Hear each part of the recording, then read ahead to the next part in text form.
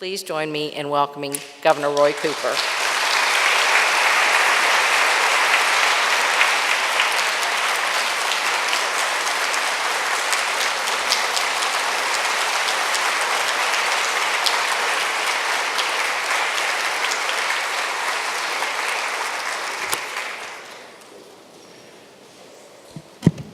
Where's Dolly Parton?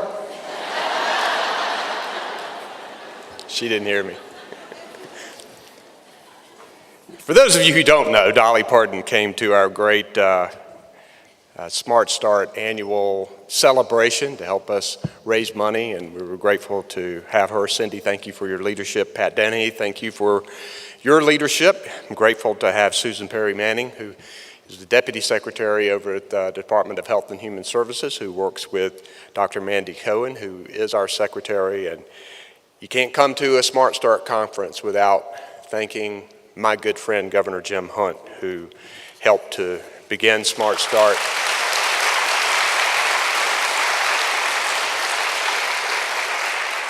In 1993, and for those of you who know him personally, he's still going 90 miles an hour. And I get many cell phone calls from him. You know, I am so proud to have people from other states come to North Carolina to talk about our Smart Start initiative and what we do with young children in our state. I know that as all of this has progressed over the years, that we can learn from each other. I know great ideas are happening in other states as well. But when we found out in the early 1990s, and particularly with Governor Hunt's leadership, that we had to find a way to reach these kids very early. When I talk about education and I talk about the importance of it, I always emphasize it is from cradle to career. And many people forget about the early childhood part because we're so focused on even pre-K and our K through 12 and community colleges and universities, as we should be. But early childhood education and care for these children is an integral part of their education. And we knew back in the early 1990s when we began this Smart Start effort that the data and the science was there, that so much of the brain development, so much of that child's personality, the ability to forge ahead in life was formed early. And I recall being in the state legislature and spearheading the effort to get Smart Start enacted and the many late night negotiations. But I think this public-private partnership that we came up with that focused on communities and worked this in a cooperative effort was an outstanding idea. And even though it has gone through lean times, and even though as state budgets shrunk, the attacks that were made on Smart Start, it has continued to survive even with significantly lower funding levels because it works. And because of the ideas that are exchanged and people who understand it. So in North Carolina, we're very proud of education, and I believe it's probably the most important function of state government. I'm a proud product of our public schools, as are our three daughters. I'm grateful that my mom was a public school teacher, and I've said many times that people come up to me and say, I want to pay you a compliment, and I'll think it's about me, and they'll say, your mama was the best teacher I ever had. And I know how hard she worked, and I know how much teachers have meant to me. We were the first state in this country to open our doors to higher education supported by the public. And we've worked hard to put together, I think, one of the best, if not the best, university systems and community college systems in the country. We're working hard to improve K through 12 education, and we have divided government. One thing, that I think Republicans and Democrats have come to agree on, we disagree on private school vouchers and slapping letter grades on schools and things like that. But I think one area of agreement is that if you have a good teacher in every classroom and a good principal in every school, you're going to have improved quality public education. So what our main effort needs to be is making sure we have a pay scale that attracts some of the best and the brightest, and that we have a very robust Teaching Fellows Scholarship program that would say to these young people, hey, we think that public education is so important, we're willing to pay 4 years of your college if you'll be willing to give us at least 4 years in our public school.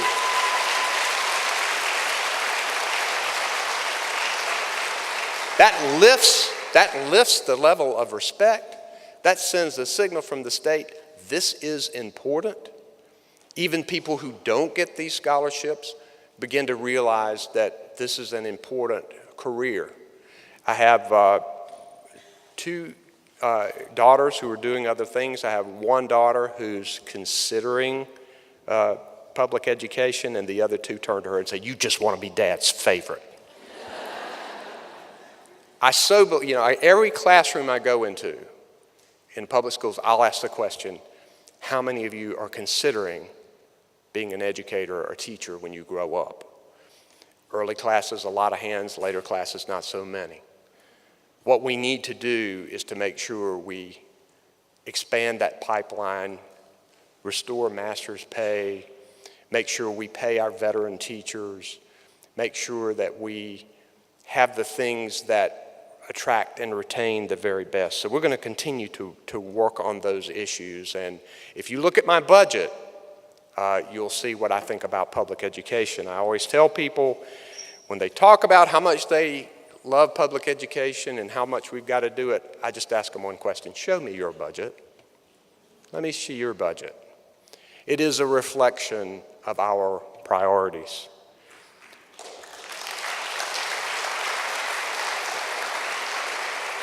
But we talk about early childhood, and you think about the fact that little baby is born innocent, 100% dependent on that parent, that family, and our communities across our state.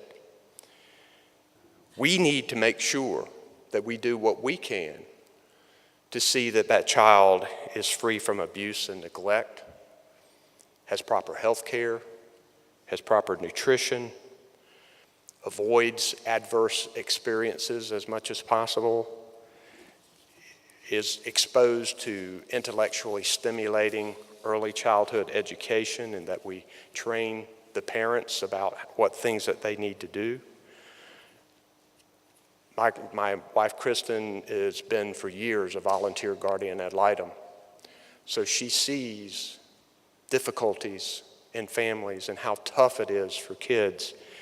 And we know from talking to teachers that as you know, we expect them as these young people enter into their classrooms that they need to make sure they learn and improve.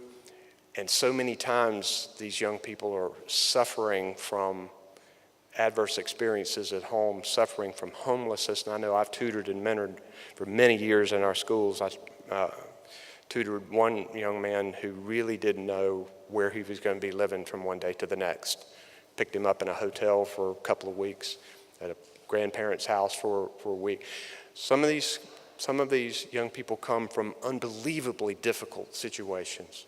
So as we talk about education, we have to talk about the whole child, and we have to talk about it as a multifaceted effort.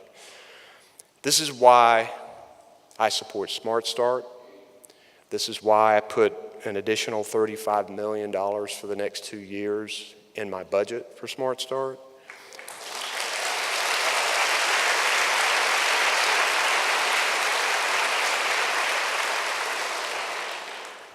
The House budget that has just been proposed has $7 million over the next 2 years for Smart Start, about 1/5 of what I have proposed in my budget. That is not enough. We need to do better, and we need to continue to push more funding for this public-private partnership that leverages so many resources in our communities, not just with state dollars, but many other dollars. and a lot of sweat equity as well in our communities. But early childhood is more comprehensive than just what you are doing with Smart Start. And this is why, through an executive order, I ordered our Department of Health and Human Services to create for our state an early childhood action plan. And I also put together an early childhood advisory council of people from all over the state who have gathered. It's chaired by Dr. Cohen, our Secretary of Health and Human Services, to help put this early childhood action plan together. And I commend it to you if you have not seen it, because it is comprehensive. It sets measurable goals and benchmarks. It provides a cohesive vision for where we want to go with kids from birth to age 8. And it sets these metrics and benchmarks. We're going to grade ourselves on how we do, because we want to see progress in reducing infant mortality. We want to see progress in reducing childhood hunger, and we have an abysmal record in North Carolina with childhood hunger. We want to make sure that young kids have safe and secure housing. We want to see them protected from abuse and neglect. We want to see them getting high quality early learning and achieving reading by grade level.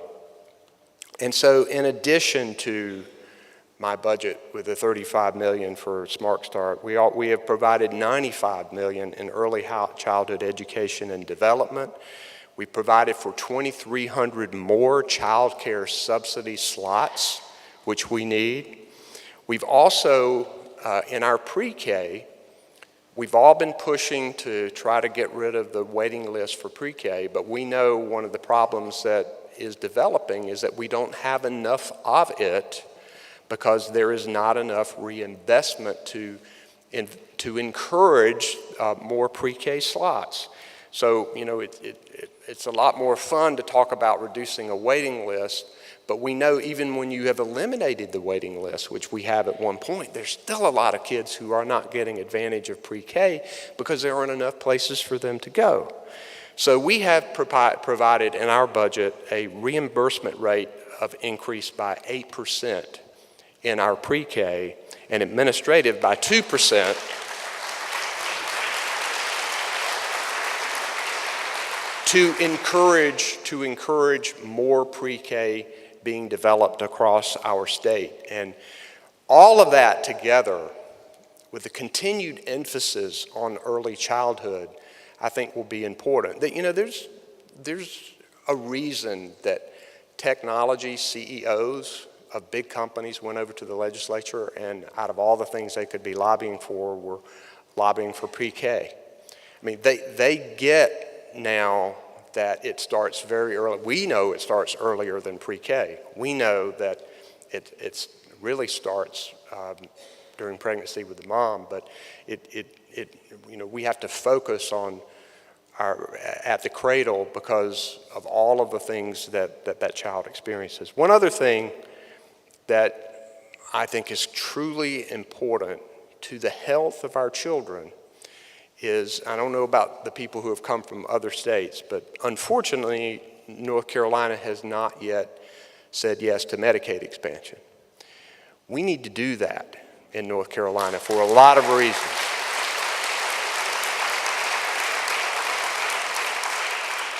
We can draw down billions of federal dollars, and by the way, we're already paying our taxes to the federal government. This could bring it down to our state. We can ensure 500,000 to 600,000 more North Carolinians. We can have a net positive effect on private insurance plans by about 7%, create 30,000 to 40,000 new good-paying jobs, help ensure veterans fight the opioid crisis, provide for more mental health providers for our state, with not additional state tax dollars, because insurance companies, hospitals are going to pay the assessment for the state's 10%.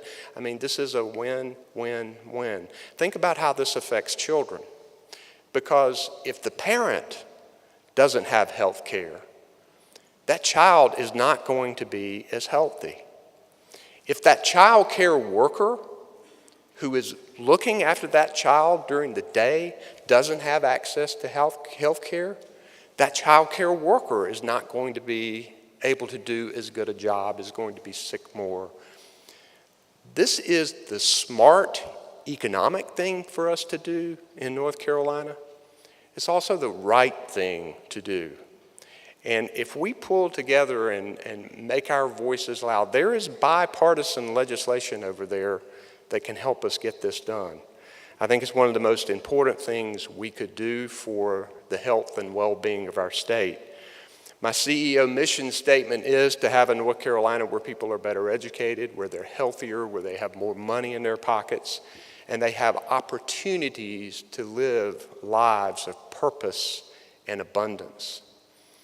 I want that for all North Carolina citizens. I want to send the message that in North Carolina, we value our diversity. We celebrate our diversity. Our diversity makes us stronger. Private companies have already figured that out. They've already figured out that diversity helps increase their bottom line because they're getting more points of view on how to operate their business and appealing to a broader array of businesses. And state taxpayers deserve no less. This is why we need a state government that looks like the people that it serves and protects, why we need more diversity in state contracting.